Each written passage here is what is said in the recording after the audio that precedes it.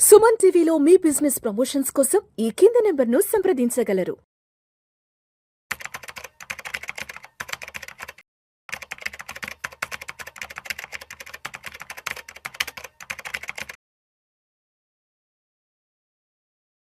నమస్తే, welcome to Suman TV. నేను వెల్లి చక్రధర్. రీసెంట్గా నాకు ఒక కాల్ వచ్చిందండి నెల్లూరు నుంచి. అతను అడిగాడు నన్ను, సార్ మ్యూచువల్ ఫండ్స్కి, ఎస్ఐఎఫ్కి, పిఎంఎస్కి నాకు ఇంకా కొంచెం కన్ఫ్యూజన్గానే ఉంది. నేను ఒక ఫార్మా కంపెనీకి నేను పనిచేస్తాను అంటే ఒక డిస్ట్రిబ్యూటర్, అంటే అన్ని మెడికల్ షాప్స్కి మెడిసిన్స్ డిస్ట్రిబ్యూట్ చేస్తుంటారు వాళ్ళు. సో అట్లాంటి బ్యాక్గ్రౌండ్ ఉంది ఆయనకి. సో ఆయన కొంచెం అర్థమయ్యేలాగా చెప్దాము అని చెప్పి నేను ఒక ఫార్మా కంపెనీతో కంపేర్ చేస్తూ కూడా మ్యూచువల్ ఫండ్స్ని కానివ్వండి, అటు ఎస్ఐఎఫ్ని కానివ్వండి, అటు పిఎంఎస్ కానీ చెప్పడం జరిగింది. అతనికి బాగా నచ్చింది. సరే, చాలా బాగా చెప్పారు, ఇలా అయితే నాకు బాగా అర్థమైంది. ఎందుకు ఇట్లా మీరు చేయకూడదు అందరికీ అని అడిగారు. సో దానికోసంగా నేను ప్రయత్నం చేస్తున్నానండి. ఎందుకంటే మేము కేవలం డిస్ట్రిబ్యూటర్స్ మాత్రమే. అటు మ్యూచువల్ ఫండ్స్కి కావచ్చు, ఎస్ఐఎఫ్కి కావచ్చు, పిఎంఎస్కి కావచ్చు, మేము యాజ్ పర్ సెబీ గైడ్లైన్స్ ఏంటంటే మేము కేవలం డిస్ట్రిబ్యూటర్స్ మాత్రమే. అల్టిమేట్గా డెసిషన్ మేకింగ్ అనేది మీరే తీసుకోవాల్సి ఉంటుంది. మీరు ఎప్పుడు డెసిషన్ మేకింగ్ తీసుకోగలుగుతారు అంటే కాన్సెప్ట్స్ మీకు బాగా అర్థమైనప్పుడు. ఎప్పుడైతే మీకు కాన్సెప్ట్స్ బాగా అర్థమైనాయి, ఒక సబ్జెక్ట్ మీద మీకు కమాండ్ వచ్చింది, ఒక గ్రిప్ వచ్చింది అనుకున్నప్పుడే మీరు తీసుకునే నిర్ణయం కరెక్ట్గా ఉంటుంది. సో కాబట్టి మీ అందరికీ కూడా అర్థమయ్యేలాగా ఒక మంచి ఎగ్జాంపుల్స్ చెప్తాను నేను. చూడండి, ఇక్కడ చూడండి, మ్యూచువల్ ఫండ్స్, ఎస్ఐఎఫ్, పిఎంఎస్ అనుకుంటున్నాము. ఇక్కడ మ్యూచువల్ ఫండ్స్ అంటే మనకి హోమియోపతి లాంటిదండి, లాంగ్ టర్మ్. చూడండి, మనం జనరల్గా హోమియోపతి మెడిసిన్స్ కనుక తీసుకుంటే వాళ్ళు చెప్పేది అంతా ఏంటంటే ఒక 3 months ప్యాకేజ్ లాగా తీసుకోవాలి, 6 months ప్యాకేజ్ లాగా తీసుకోవాలి, ఒక లాంగ్ టర్మ్లోనే మీకు పనిచేస్తుంది, షార్ట్ టర్మ్గా మీరు రిటర్న్స్ ఎక్స్పెక్ట్ చేయకండి అని చెప్తారు. అంటే మనం వేసుకున్న వెంటనే మీకు తగ్గదు, ఒక లాంగ్ టర్మ్ అయితే ఉంటుంది, అప్పుడే మీకు ఫలితం ఉంటుందని చెప్తారు. హోమియోపతిలో ఎటువంటి సైడ్ ఎఫెక్ట్స్ ఉండవు. సో సింపుల్ మెడిసిన్ అండి, ఎవరైనా తీసుకోవచ్చు. చిన్న చిన్న స్వీట్ గొలిలాగా ఉంటాయి, అది చిన్నపిల్లల నుంచి పెద్దవాళ్ళలాగా అందరూ ఇష్టపడతారు.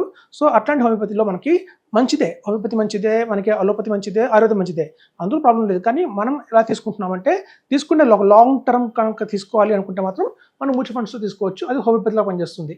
ఎప్పుడైతే హోమియోపతి స్టోర్స్ అనేది ఒకటి ఉంటుందండి, మనకి హోమియోపతి మెడిసిన్స్ కావాలంటే కేవలం మనకి ఎక్కడ దొరుకుతాయి, హోమియోపతి స్టోర్స్లో దొరుకుతాయి. సో అలాగే మీరు చూస్తే ఆయుర్వేదిక్ చూడండి, ఎస్ఐఎఫ్ వచ్చింది. ఎస్ఐఎఫ్ అనేది మనం ఆయుర్వేదంతో తీసుకుంటున్నాము.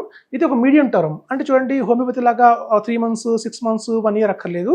కేవలం 21 days కనుక మనం కంటిన్యూస్గా వాడితే మనకి దాని ఫలితం అనేది తెలుస్తూ ఉంటుంది. ఆయుర్వేదంలో డ్యూరేషన్ అయితే పడుతుంది, కాకపోతే ఒక 1 month అయితే మనం వాడాల్సి ఉంటుంది. సో మనకి కావాల్సిన ఆయుర్వేదిక్ ప్రొడక్ట్స్ ఎక్కడ దొరుకుతాయంటే కేవలం ఆయుర్వేదిక్ స్టోర్స్లో దొరుకుతాయి. మనం హోమియోపతి స్టోర్స్కి వెళ్ళి ఆయుర్వేద మెడిసిన్ అడిగితే వాళ్ళు ఎవరు, అలాగే హోమియోపతి స్టోర్స్కి వెళ్ళి ఫార్మా కంపెనీకి సంబంధించిన మెడిసిన్స్ ఇవ్వమండి ఎవరు. సో అలాగే చూస్తే మనకి పిఎంఎస్ తీసుకుందామండి. పిఎంఎస్ అలోపతి లాంటిది, ఇది ఇంగ్లీష్ మందులు అంటారు వీటిని.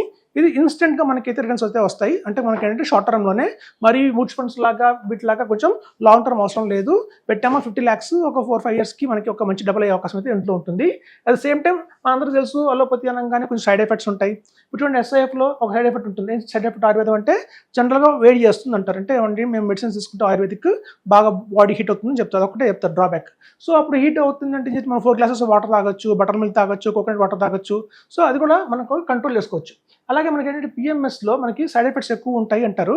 అంటే చూడండి, ఒక టాక్సేషన్ ఎక్కువ పడుతుంది, చర్నింగ్ ఎక్కువ చేస్తారు అని మనకి చెప్తుంటారు చాలా మంది. సో యాక్చువల్ ట్యాక్సెస్ అనేవి మ్యూచువల్ ఫండ్స్ ఒకేలాగా ఉన్నాయి. మనకి 12.5% లాంగ్ టర్మ్, పిఎంఎస్లో 12.5% లాంగ్ టర్మే ఉంది. కాకపోతే ఏంటంటే మ్యూచువల్ ఫండ్స్లో మనం ఎప్పుడైతే తీసుకుంటామో 20 years తర్వాత కానివ్వండి, 15 years తర్వాత కానీ, అప్పుడు పెద్ద మొత్తంలో ట్యాక్స్ కట్టాల్సి వస్తుంది.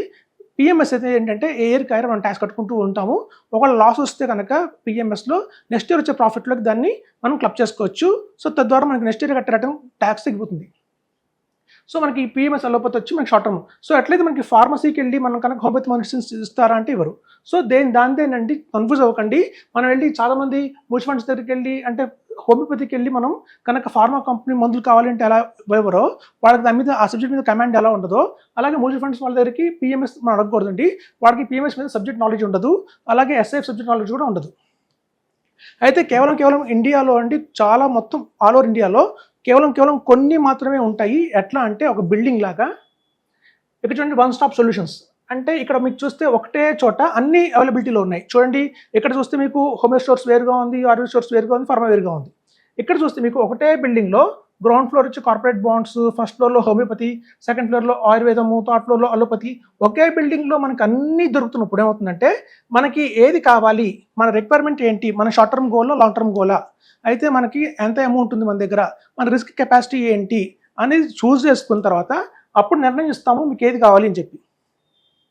ఇక్కడ అనుకోండి మనకి హోమియోపతి మీకు లాంగ్ టర్మ్ కూడా హోమియోపతియే, షార్ట్ టర్మ్కి వెళ్ళిన హోమియోపతియే, పిల్లల చదువుకి మ్యూచువల్ ఫండ్సే, పిల్లల ఎడ్యుకేషన్కి మ్యూచువల్ ఫండ్సే, పెద్దకి మ్యూచువల్ ఫండ్సే. ఎందుకు అంటే ఇక్కడ మ్యూచువల్ ఫండ్స్ తప్ప ఇంకోటి ఎవరి లేదు. సో ఎప్పుడైతే మన దగ్గర ఒకటే ప్రోడక్ట్ ఉంది అంటే ఆ ప్రోడక్ట్నే మనం కస్టమర్కి, క్లయింట్కి ఇన్ఫర్మేషన్ ఇస్తుంటారు, అదే ఇస్తుంటారు తప్ప వేరే వాటి గురించి డిస్కస్ చేయరు.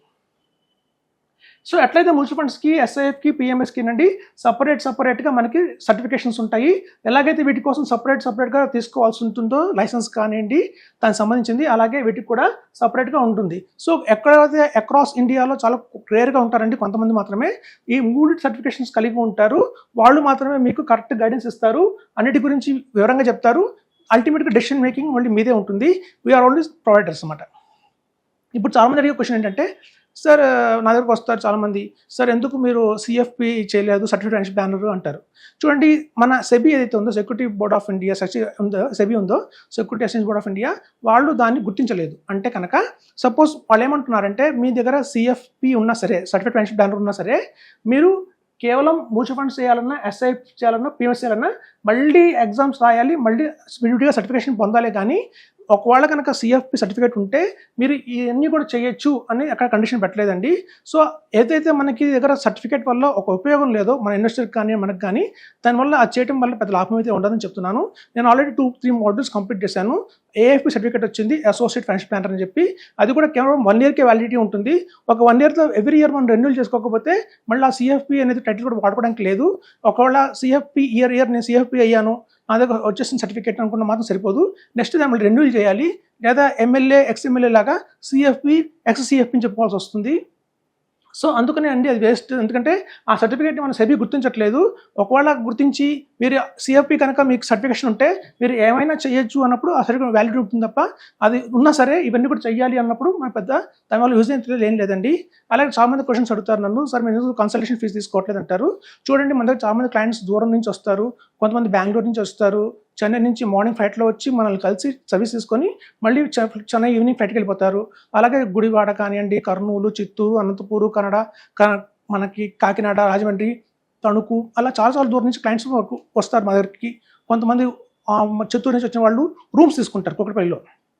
రూమ్స్ తీసుకొని రూమ్స్లో స్టే చేసి నా దగ్గర నుంచి కలుస్తారు. సో వాళ్ళు ఎంత ఖర్చు పెట్టుకుంటున్నారు, ప్రయాణం ఖర్చు, దానితో మళ్ళీ నేను ఎందుకు అడిషనల్గా ఛార్జ్ చేయాలని చెప్పి నేను కన్సల్టేషన్ ఫీజు తీసుకోనండి. సో అదే అండి, అందుకని తీసుకోను.